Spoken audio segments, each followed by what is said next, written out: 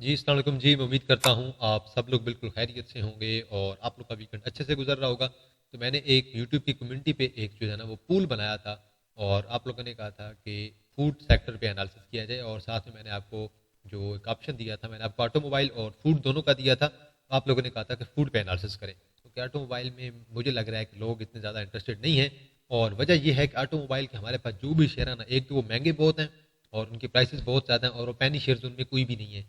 जबकि food sector में हमारे पास पेनी शेयर्स हैं जो कि 5 से लेकर और 15 की रेंज के अंदर भी हमारे पास कुछ शेयर हैं जो 15-20 की रेंज के अंदर आ रहे हैं।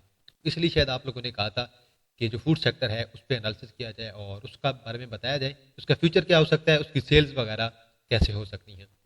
तो बहरहाल अभी मैंने ये ओपन कर लिया हमारे फूड का सेक्टर।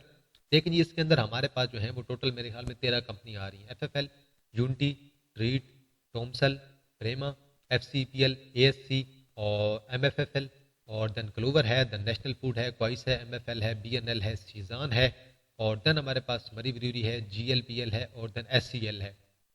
अब आप SCL को निकाल दें और GLPL को निकाल दें क्योंकि इनके अंदर बिल्कुल वॉल्यूम नहीं होता है। एक मुरीब, दूसरा सीजान, तीसरा BNL, चौथा MFL, पांचवा क्वाइस, छठा नेशनल फूड, सातवां क्लोवर, आठवां MFFL और नौवां ASC और 10वां FCPL। ये जो है ना वो एंग्रो वालों की कंपनी है। 11वां हमारे पास प्रेमा और प्रेमा के बाद अगर आप देखें तो आपके पास टॉमसल है, 12वां, 13वां ट्रीट और चौथा आपके पास यूनिटी। तो आपके पास ये 13 जो 14 जो है ना ये शेयर्स हैं, ये मेरे ख्याल में अच्छे हैं, इन पे वॉल्यूम भी अच्छा होता है। ट्रेड पे आपको डेली बेस पे वॉल्यूम नजर आता है, FFL पे, यूनिटी पे, टोमसल पे, प्रेमा पे, FCPL पे और ASC पे भी बहुत अच्छा वॉल्यूम होता है, क्लोवर पे, नेशनल फूड पे, क्वाइस पे, MFL पे भी ना। फिर हमारे पास BN लिमिटेड है, बनी लिमिटेड है, शिजान है, मरी दूरी है। तो ये सारे अच्छे शेयर हैं। पहले देखें जी हमारे पास है FFL, फौजी फूड लिमिटेड। पहले तो ये देखें फौजी फूड्स है किसकी कंपनी, ये फौजियों की कंपनी है। तो ये एनालिसिस किस चीज़ की बेस पे, हमारा फ्यूचर प्रोडिक्शन की बेस पे और फैक्ट्स बेस पे एनालिसिस है। तो मेरे ख्याल में हमारे पास जो FFL है फ्यूचर में बहुत अच्छा परफॉर्म करेगी। क्यों, वजह क्या है कि ये फौजियों की कंपनी है और सेल्स इसकी बेशक इतनी अच्छी नहीं है, EPS अच्छी नहीं है, लेकिन फ्यूचर में अच्छा परफॉर्म करेगी। अब जूनडी का जो शेयर है ना, कभी ये होता था तकरीबन ये 40 पे भी गया हुआ था और अब ये है 20 से लेकर और 28 की मूव है इसकी, 22 से 28 यहीं पे मूव कर रहा है। इससे ना ज़्यादा ऊपर जा रहा है ना नीचे जा रहा है और सेल जो इनकी है वो भी डिक्रीज हुई है। अब ट्रेड की जो EPS है ये मेरे ख्याल में इनमें से सबसे अच्छी है और किसी ने अगर कोई स्विंग्स में एंट्री लेनी हो तो ट्रेड मेरे ख्याल में फ्यूचर में बड़ा अच्छा परफॉर्म कर सकता है। एंड टॉमसल है, बहुत अच्छी कंपनी है, ये जो बड़ा गोश्त होता है ये बाहर भेजते हैं और इनका बिजनेस आइडिया बहुत अच्छा है। देन हमारे पास प्रेमा है, प्रेमा वाले दूध बेचते हैं, इनका दूध बहुत महंगा है लेकिन सेल्स इनकी अच्छी है, नॉर्मल है, बंदा ये नहीं कह सकता कि इनकी EPS बिल्कुल नेगेटिव है। तो बहरहाल आप इस पे थोड़ा बहुत ट्रस्ट कर सकते हैं और फ्यूचर में अच्छा परफॉर्म कर सकती है। अभी तक जो भी मैंने आपको सारी बताई है वो अच्छा परफॉर्म करेंगी फ्यूचर में। देन हमारे पास FCPL है, बहुत अच्छी कंपनी है, एग्रो वालों की है और बहुत ही अच्छा शेयर है, आप इसके अंदर लाजमी ट्रेड लिया करें। देन ASC है, अब इसकी जो EPS है वो हमारे पास नेगेटिव आती है लेकिन ये जो चलता है टेक्निकली चलता है, वॉल्यूम की बेस पे चलता है। देन हमारे पास है जी मिचल फार्मा फूड लिमिटेड, मिचल फार्म्स है शायद, तो अच्छी कंपनी है ये भी, लेकिन इसके ऊपर बहुत ज़्यादा सट्टा होता है, बहुत ज़्यादा जुआ लगता है। ये शेयर चला था जी कहीं 50-60 से, शेयर पहुंच गया था 230 पे, 230 से फिर लोअर लाख लगते गए और अब ये पहुंच गया 131 पे और अब देखें ये कहाँ पे आ गया। मुझे लग रहा है कि मजीद इसके अंदर लोअर लाख के चांसेस हैं। देन क्लूवर है, EPS इनकी नॉर्मल होती है, इतना अच्छा शेयर नहीं है और फ्यूचर में भी इतना अच्छा नहीं हो सकता, लेकिन मिचल्स वाले मुझे लग रहा है कि फ्यूचर में अच्छा परफॉर्म कर सकते हैं क्योंकि मिचल्स वाले डिविडेंड देते हैं। देन हमारे पास नेशनल फूड है और नेशनल फूड इनमें से बहुत ही अच्छी कंपनी है। सबसे अच्छी कंपनी मुझे जो लगती है वो नेशनल फूड लगती है। वजह क्या है, नेशनल फूड वाले डिविडेंड बहुत अच्छा देते हैं, इनकी EPS जो होती है वो हर बार की तरह, हमेशा की तरह ही अच्छी आती है। तो नेशनल फूड पे मेरे ख्याल में आप लोग जो है ना वो ट्रस्ट कर सकते हैं। देन मैं दोबारा ओपन कर लेता हूँ जी फूड सेक्टर को। तो मैं नेशनल फूड को देखना चाह रहा था कि उसकी शेयर की प्राइस कहाँ पे मूव कर रही है और ईयरली चेंज कितना आया है, तो इसलिए मैंने उसे थोड़ा सा ना बैक कर दिया था। तो अभी ये जैसे ही ओपन होता है तो मैं आपको दोबारा बताता हूँ। आगे मजीद हम आगे बढ़ते हैं। तो इसके बाद मेरे पास जो है कुछ डॉक्यूमेंट्स वगैरह हैं वो भी मैं ओपन करूँगा और उन डॉक्यूमेंट्स वगैरह को देखेंगे और मेरे पास जो PDF की फ़ाइल है उन्हें भी अब देखेंगे कि PDF फाइल के अंदर कुछ हमारे पास, एक मेरे पास जो है वो नेशनल जो है ना फूड्स हैं उनकी मेरे पास कुछ एक रिपोर्ट है जो कि बिजनेस रिकॉर्डर वालों की है, वो भी देखेंगे और बाकी हम देखेंगे कि इंपोर्ट्स और एक्सपोर्ट जो है वो हमारे पास फूड सेक्टर की कितनी है। जी, नेशनल फूड के बाद हमारे पास जो आ जाता है क्वाइस। क्वाइस की EPS बहुत कम है, पेनी शेयर है और फ्यूचर में यही हो सकता है कि छोटी मोटी इसके अंदर आप ट्रेड लें और कोशिश करें कि बड़ी ट्रेड जो है ना वो आप इसके अंदर ना लें, पोजीशन बनाएं, अपनी एंट्री लें, अपना प्रॉफिट टेकिंग करें और शेयर से एग्जिट कर दें। लेकिन मुझे अभी तक कॉइस वालों का फ्यूचर जो है वो अच्छा नहीं लग रहा। देन हमारे पास है जी MFL, मेटको फूड लिमिटेड। नॉर्मल इनकी ईपीएस आती है, मतलब फ्यूचर जो है इनका नॉर्मल ही है। मैं कहूँ कि भाई ये शेयर फ्यूचर में 150-200 पे चला जाएगा, तो ऐसा बिल्कुल भी नहीं होने वाला। देन हमारे पास BNL है, और इनकी भी जो ईपीएस हमारे पास आती है ऑलमोस्ट नॉर्मल ही आती है। ना तो बना क्या है कि इनकी ईपीएस जो है वो एक्स्ट्रा ऑर्डनरी आ गई है, 15 रुपए की ईपीएस आ गई है, 10 की आ गई है, 8 की आ गई है, नहीं बिल्कुल भी नहीं। 1.5-2 रुपए वाली इनकी ईपीएस है, नॉर्मल शेयर है और फ्यूचर में भी नॉर्मल ही परफॉर्म करेगा। देन शीजान है। अब शीजान वालों के बारे में, एक तो शीजान है नॉन शरिया और ऊपर से कहा जाता है कि शीजान जो है वो कादियानियों की कंपनी है, तो देन मेरे ख्याल में इसके ऊपर तो कोई ट्रस्ट करना ही नहीं वाला, इसलिए मैं इसे स्किप कर रहा हूँ, इसके बारे में कुछ भी नहीं कह रहा। देन जी हमारे पास मुरीब है। अब मरी ब्रूरी वाले जो है ना ये शराब भी बनाते हैं, इसके अलावा इनकी कोल्ड ड्रिंक्स भी हैं, वो आपने देखी होंगी, इनकी कोल्ड ड्रिंक्स काफ़ी चल रही हैं। लेकिन ये भी नॉन शरिया कंपनी है, इसके अंदर भी कुछ लोग जो है वो इन्वेस्ट करना पसंद नहीं करेंगे, क्योंकि ये नॉन शरिया है और ऊपर से ये शराब भी बनाते हैं। लेकिन देखें, अब अगर जिस बंदे ने इन्वेस्ट करना है उसने उसे कम अज़ कम कंपनी का फ्यूचर पता हो, तो कंपनी का फ्यूचर तो ब्राउट है भाई। जो कुछ हो जाए, जो शराब है वो तो बिकना बंद नहीं हो सकती है। ऊपर से इनकी जो कोल्ड ड्रिंक्स हैं वो भी कभी भी ख़त्म नहीं हो सकती, वो चलेंगी। आपने देखा होगा बिग एप्पल चल रही होती है, बिग लीची चल रही होती है, और एक दो और भी इनकी हैं कोल्ड ड्रिंक्स है, तो वो अच्छी खासी चल रही होती हैं। तो बहरहाल इनका फ्यूचर भी मेरे ख्याल में ब्राइट है। खिजान चलता रहेगा नॉर्मल, खिजान को मैं ये नहीं कह रहा कि भाई खत्म हो जाएगी कंपनी, नहीं बिल्कुल भी नहीं। खिजान परफॉर्म करती रहेगी, जितनी इनकी ईपीएस है वो आती रहेगी। खिजान वालों को भी कोल्ड ड्रिंक्स है, आपने देखी होगी। देन हमारे पास GLPL है, वॉल्यूम नहीं है, स्किप करते हैं। देन SCL है, शेयर की प्राइसेस बहुत आई हैं, वॉल्यूम बिल्कुल नहीं है। इन सबको भी आप लोग ने क्या करना है, स्किप कर देना है। आगे चलते हैं, और पहले मेरे पास एक नेशनल जो है ना वालों की रिपोर्ट है, और वो बिजनेस रिकॉर्डर वालों की है नेशनल फूड्स के बारे में। तो वो हम पहले रिपोर्ट देख लेते हैं और फिर आपको मैं आगे चलेंगे, और आगे एक और PDF है वो भी हम देख लेंगे। अब देखें जी, हमारी जो सेकंड लार्जेस्ट इंडस्ट्री है ना पाकिस्तान की, वो है फूड एंड बीवरेज। और ये पाकिस्तान में जो है ना बहुत ही तगड़ी इंडस्ट्री है, और ग्रोथ जो है ना इसकी बहुत तेज़ी से हो रही है, क्योंकि सिंपल सी बात है, जो खाने का इस्तेमाल है वो तो कभी ख़त्म हो ही नहीं सकता। चाहे आप कोल्ड ड्रिंक्स यूज़ कर रहे हैं, चाहे आप फास्ट फूड है, चाहे आपके पिकल्स हैं, जो भी हैं, वो चीज़ें कभी भी आपकी जो है वो कम नहीं हो सकती हैं। तो मेरे ख्याल में भी ये सेक्टर हमारा बहुत तगड़ा है, बहुत अच्छा सेक्टर है, परफॉर्मिंग सेक्टर है। अब इसके अंदर सारी कंपनियां जो है ना वो पाकिस्तान की नहीं है, काफ़ी ज़्यादा कंपनियां ऐसी हैं जो कि बाहर की हैं। आप यूनिलीवर को देख लें, और देन आप इसके अलावा नेस्ले वाले को देखें, ना यूनिलीवर पाकिस्तान की है और ना नेस्ले पाकिस्तान की है, हालांकि वो PSX की तगड़ी तरीन कंपनी है। आप अगर नेस्ले के शेयर की प्राइस देखें ना, 7-8 हज़ार पे मूव कर रहा होगा, और यूनिलीवर को देखें 22-25 हज़ार पे मूव कर रहा है। तो दोनों जो है ना वो तगड़े तरीन शेयर है और महंगे तरीन शेयर है। यूनिलीवर PSX का महंगा तरीन शेयर है।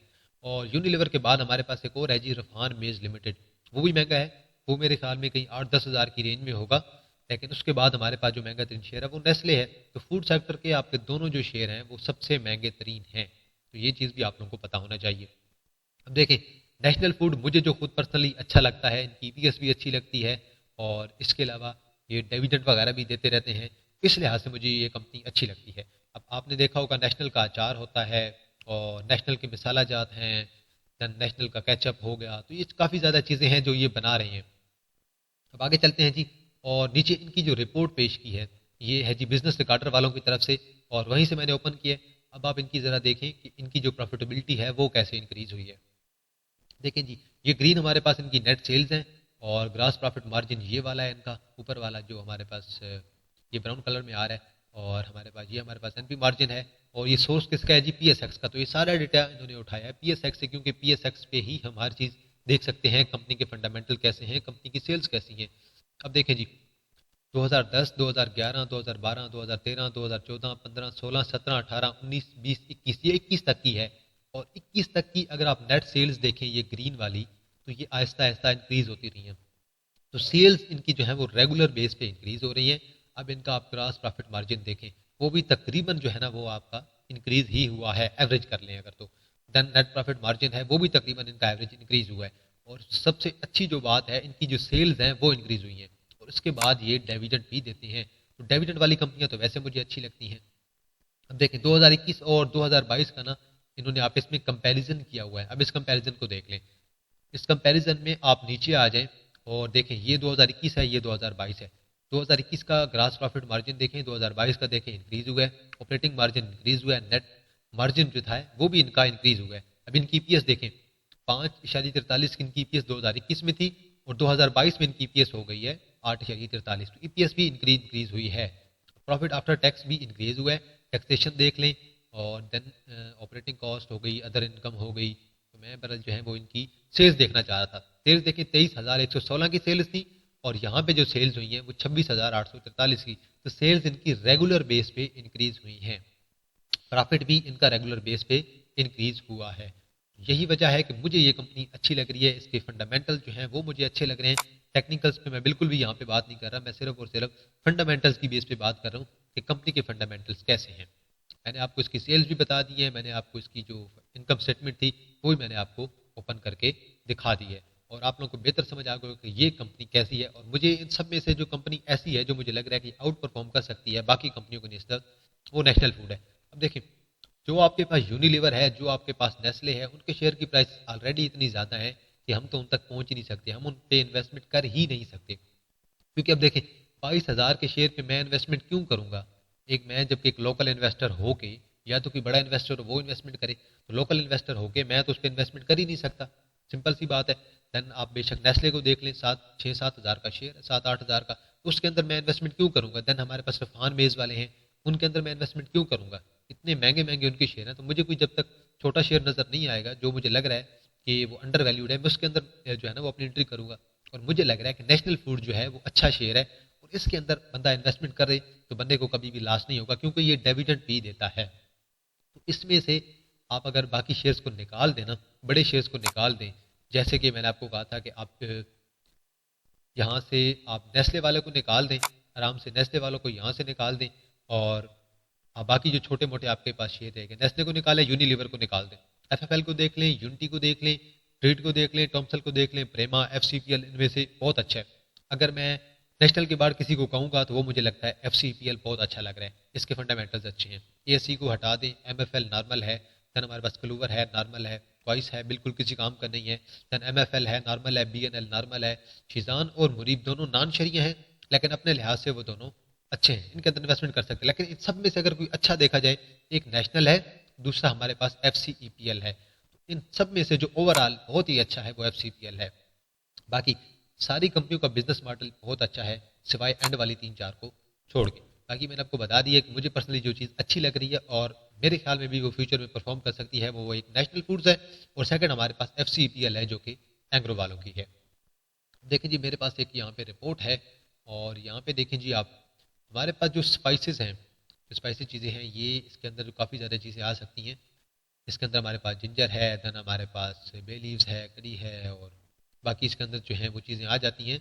तो आप लोगों ने वो देख लेनी है, तो ये रिपोर्ट मैं आप लोगों को प्रोवाइड कर दूंगा। तो ये जो हम एक्सपोर्ट कर रहे हैं सबसे ज़्यादा पाकिस्तान एक्सपोर्ट कर रहा है सऊदी अरेबिया को 23%, उसके बाद यूएसए को, देन यूनाइटेड किंगडम को, देन यूनाइटेड अरब अमारात को, देन कनाडा को। तो हमारी जो एक्सपोर्ट्स हैं वो हैं तो ऑलमोस्ट नॉर्मल ही, लेकिन हम कुछ ना कुछ हद तक एक्सपोर्ट कर रहे हैं। अब हमारे पास जो है ना एक और मेरे पास है जी बीवरेजेस की। बीवरेजेस हमारे मुल्क में बहुत ज़्यादा यूज़ होती हैं, स्पिरिट्स हो गए, विंचर्स हो गए, इन्हीं को ही मैं बीवरेज के अंदर वो काउंट कर रहे हैं। तो ये अब देखें जी नीचे, ये आपके पास टॉप 5 एक्सपोर्ट डेस्टिनेशन है बेवरेजेस की और ये 2019 की रिपोर्ट है। उसमें हम सबसे ज़्यादा जो एक्सपोर्ट कर रहे हैं वो कोरिया को कर रहे हैं 17.5%, उसके बाद नेदरलैंड को, देन इटली को, चाइना को और देन फिलीपाइंस को। बाकी अगर आप देखें कौन सी कंपनी है वो अच्छे स्पाइसेस बना रही है या सबसे ज़्यादा बना रही है, तो वो बना रही है नेशनल फूड। यहाँ पे नेशनल फूड का उन्होंने एड्रेस वगैरह सब कुछ बताया हुआ है। देन एआर फूड है, देन शंग्रीला है और देन शान फूड है। अब शान फूड के बारे में एक चीज़ कहता हूँ कि शान फूड की जो है ना वो प्रोडक्ट जो है वो नेशनल को टक्कर दे रही है, बल्कि नेशनल से भी ज़्यादा अच्छी हैं। लेकिन इशू क्या है कि शान फूड वाले पीएसएक्स में रजिस्टर्ड नहीं है। शान फूड वाले जब तक पीएसएक्स में रजिस्टर्ड नहीं होंगे हमें उससे कुछ भी फायदा नहीं होने वाला।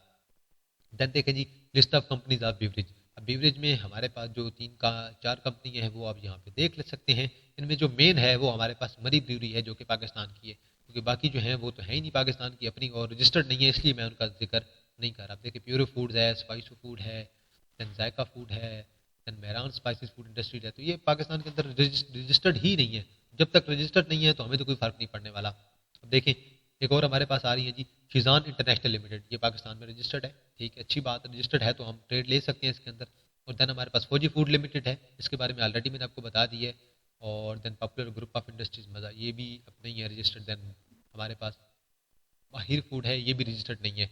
तो मेनली जो चीज़ मैंने आपको बताई थी वो मैंने आपको यही बताई थी कि सबसे जो मेन रोल है ना हमारे फूड सेक्टर में वो है शान फूड का। लेकिन शान फूड रजिस्टर्ड ही नहीं है, तो शान फूड के बाद अगर किसी का रोल आता है तो वो मेरे ख्याल में हमारे जो है वो नेशनल फूड्स का रोल आता है। और बाकी में नेशनल फूड का जो रोल है वो काफ़ी ज़्यादा इंपॉर्टेंट है। बाकी एंड पे आप लोग देख लें तो ये यहाँ पे साइन वगैरह सारे उनके मौजूद हैं। तो ये trade development authority of Pakistan, ministry of commerce की तरफ से ये लिस्ट बनाई गई थी और ये 2019 की लिस्ट है जी। तो अब बाकी आप इनकी वेबसाइट पे जाके और आप लोग जाके सर्च कर सकते हैं। तो इसके अंदर उन्होंने हर चीज़ की बताई हुई है कि हमारी जो डेयरी वगैरह हो गई, बाकी एग्रीकल्चर हैं, जूसेस हैं, वो हम कहाँ से इंपोर्ट कर रहे हैं और किससे एक्सपोर्ट कर रहे हैं। तो यहाँ पे सारी हमारी जो फूड इंडस्ट्री है उसकी ये PDF का डेटा डिटेल में मौजूद है। ये इसकी वेबसाइट है ऊपर जी, tdap.government.pk। तो ये आप सर्च करेंगे तो उसके अंदर सारी डिटेल आ जाएंगी हमारे फूड सेक्टर की। तो मकसद यही था कि आपको सिर्फ ये बताया था कि किस कंपनी की जो है वो फ्यूचर अच्छा हो सकता है और किसका जो फ्यूचर है वो बिल्कुल नॉर्मल हो सकता है। तो बाकी आप लोगों का देख लेना है, आप लोगों ने अपना एनालिसिस कर लेना है। शेयर के फंडामेंटल्स आप लोगों ने लाजमी देख लेने हैं। टेक्निकल्स जो हैं वो अलग चीज़ है, लेकिन फंडामेंटल जो होती हैं वो ज़रूरी होती हैं किसी भी कंपनी को स्टडी करने के लिए। फंडामेंटल के लिए जो बेसिक चीज़ होती है आपको ये पता होना चाहिए कि कंपनी का बिजनेस क्या है। बाकी एंडिंग में मैं दोबारा यही कहना चाहूँगा, मुझे पर्सनली जो एक कंपनी लग रही है कि वो आउट परफॉर्म कर सकती है वो है नेशनल फूड, और उसके बाद FCPL, और FCPL के बाद जो है वो ट्रीट, और ट्रीट के बाद टॉमसल। बाकी इनके अंदर जो बाकी जो मैंने आपको बताई है, BNL बताई है, और देन क्लोवर हो गया, MFFL हो गया, और देन हमारे पास यूनिटी है, FFL हो गया, ये जो है वो नॉर्मल परफॉर्म कर सकते हैं। आज के लिए इतना है जी, इंशाल्लाह आप लोगों के साथ दोबारा मुलाकात होगी नए सेक्टर की नई वीडियो के साथ। तब तक अपना ख्याल रखिएगा। अल्लाह हाफ़िज़।